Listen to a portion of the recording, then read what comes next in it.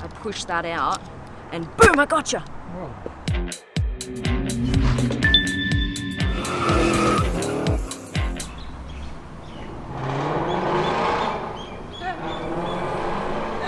I thought that was the Aston.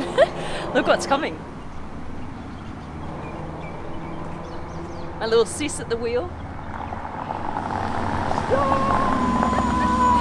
Oh my god, this is nice! Hey, this is my car. Oh. Don't touch Tessa. This is my little sister Kate, everyone. Oh. She's like, no, I'm gonna drive it. Yeah. Not you.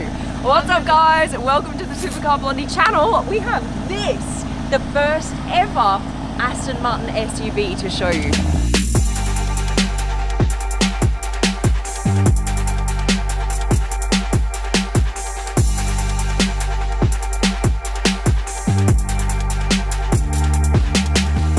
This SUV is called the DBX. Okay, so it actually follows the footsteps of, for example, the Rolls-Royce Cullinan. You've got the Bentley Bentayga, you have the Maserati Levante, and you have the Lamborghini Urus. Then you have this, the DBX, the latest luxury SUV, and the first ever SUV produced by Aston Martin. Now this, I love the color. I cannot look past the color. I was not expecting this car to actually look this good, and I think in part I'm very impressed because of this color. This is almost like a iridescent blue, purple, silver, solar-ish color, which is actually called solar satin bronze. That is everything in my opinion. I love this color, and just wait until you see the color of the interior. Love, love, love. Let me talk to you a little bit about what makes this SUV different from all the other luxury SUVs on the market. First of all, it matches my hair and my shoes, so we're good going so far.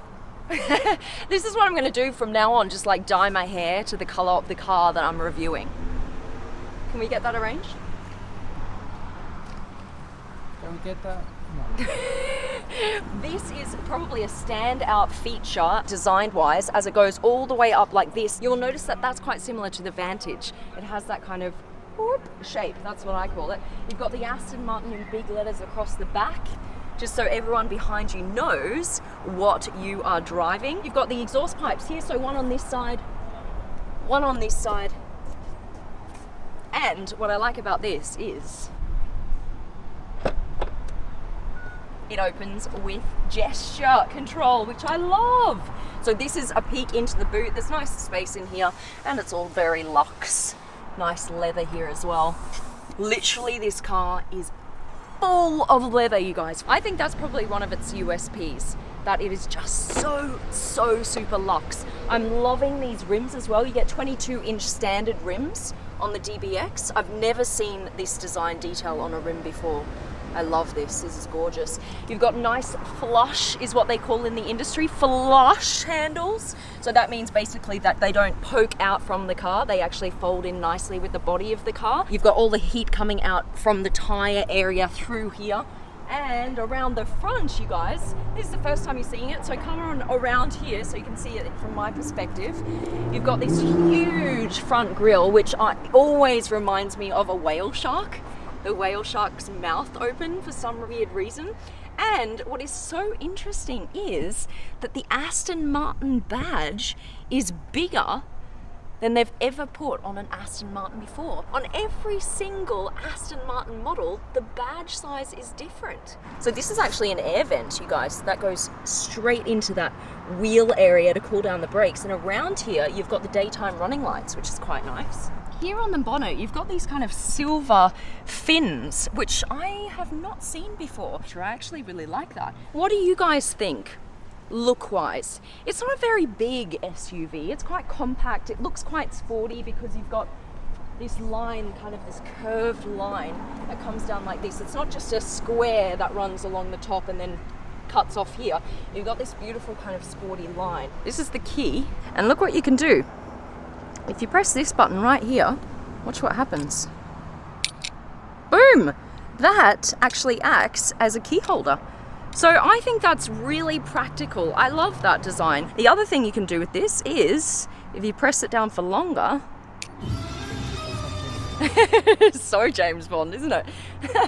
It's your spare key that's hidden nicely away, so you can pop that back in. Imagine if this was actually like a little needle with poison in the end, and that could be my little James Bond moment. I push that out and boom, I gotcha. Whoa. Let's unlock her. You have to push in the front and pull out, and actually I don't like that handle at all. I think it's super impractical. I'm not a massive fan. So you can see this very slightly, is it has this very slight butterfly wing door effect where it doesn't come out just straight.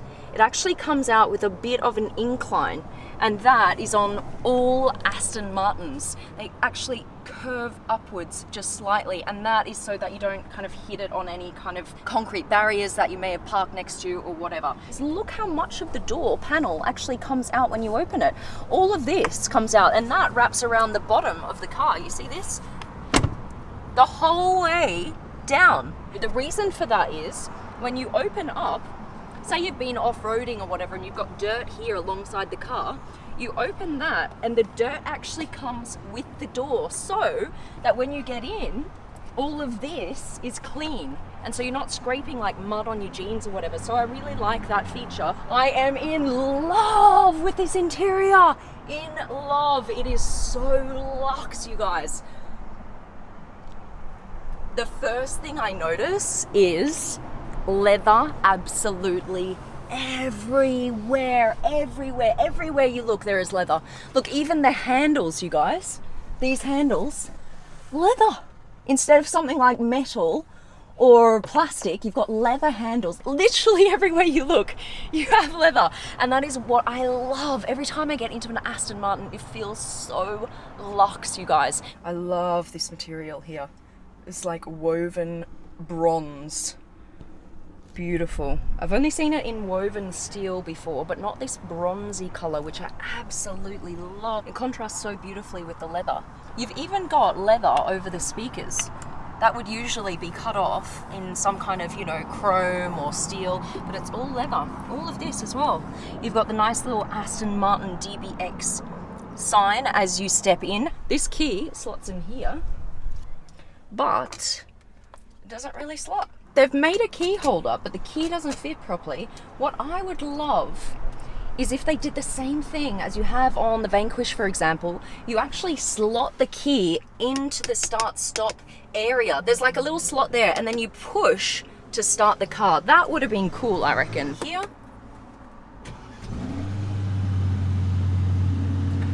And what you can do is with this button right here, you can switch the modes, which is very important because it means that you can actually get the best sound out of it. So I'm going to switch it into Sports Plus.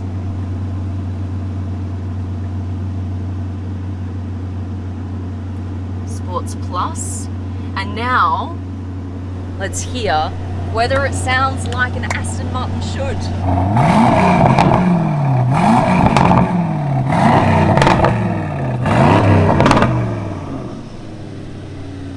Sounds really, really good, doesn't it?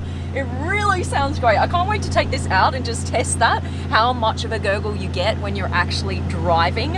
It's actually borrowed a 4-litre twin-turbo V8 from AMG. The other things that it's borrowed is all of this, like a screen and all of these buttons. This is kind of a Mercedes-Benz setup with this. And now what disappointed me was when I first came in here, I was going to touch the screen to do stuff, but it doesn't have touchscreen. It's got an old instrument panel where you kind of need to use this dial to do anything, which is, I think, very old school. And if you're going to pay this kind of money, I want at least a touch screen. Come look at where all of these drive, neutral, reverse and P buttons are. Look how far forward I need to reach to put it into drive. And what's interesting is you would put it into drive probably the most out of any of these, and it's the furthest away from you from the wheel. It's all the way over here.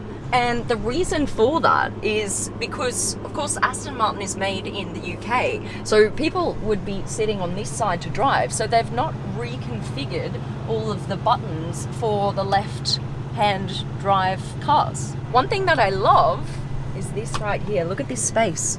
This is perfect for a handbag, and it's got a space here to put your phone. Another thing I love is this steering wheel. It's very sporty because it's quite compact. It's quite nice and neat and small. I really like that. And of course, it has leather on it. There is literally leather everywhere. It is crazy. Come on in. There is a massive sunroof, one panel of glass, and you get the best perspective from the back seat. There's no panel separating it here in the middle, and I love that. That is beautiful. Wow. The quality of the leather, the design detail here with the stitching, I think is beautiful. You've got this here in the middle for your back passengers, so you can put your drinks in here. What I also like is this right here. Seems like such a small detail, but I think this is just super sporty. The same with these. Come down like this. That's gorgeous. And you've got little pockets here for the backseat passengers. We just got a thumbs up from someone driving by. He's like, yeah, oh yeah, I love the SUV. Let's go for a drive.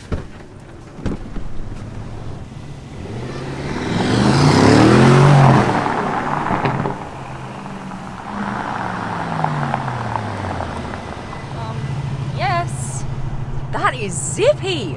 Holy moly, I did not expect that. It feels faster than what it says it is, 0 to 104.5 seconds. That took off. You can feel that it's a rear wheel drive though, because it's not as grippy as I would like. At the beginning I was like, whoa, okay, hang on a minute. This is crazy, get in.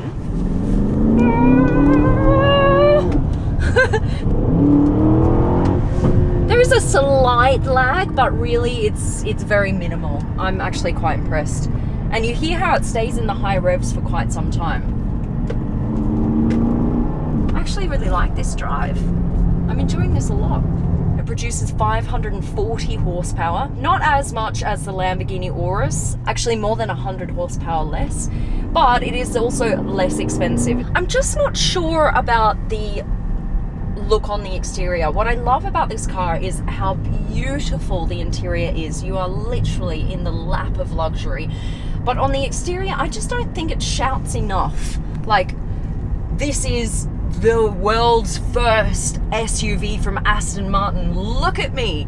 I don't get that vibe from it. It's a little bit more understated, which is fine. Actually, that's probably what they're going for. What's cool is if you press the home button here and you go to your options, look at what car is displayed. That's the DB5, you guys. It's not the DBX. And that's kind of a nod to Aston Martin's history. James Bond. Alright guys, I hope you liked the vid. Please subscribe to the channel. We've just hit 5 million subscribers. That has blown my mind. You guys rock. You mean the world to me. Honestly, you really do. Thank you so much for watching. And join the fam if you haven't yet. Hit the subscribe button. And if you have subscribed, hit the notifications button. You do not want to be the last to see one of these incredible cars that I'm reviewing. All right, guys, I think I'm out. I'm gonna go have a bit of fun with this car. Love you. Bye.